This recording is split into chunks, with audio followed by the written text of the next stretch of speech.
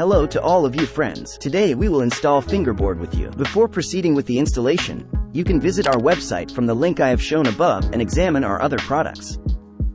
You can contact us via our website for your defective or broken parts.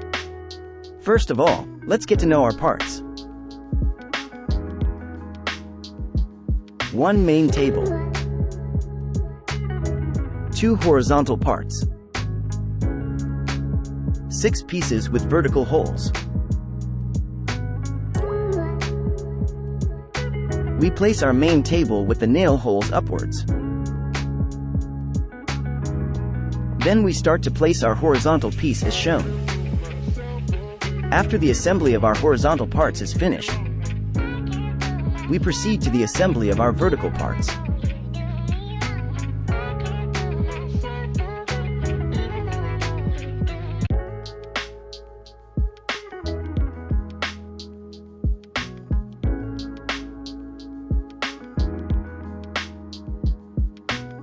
The assembly of our product is completed. Feel free to contact us for any questions and needs. Use it on good days.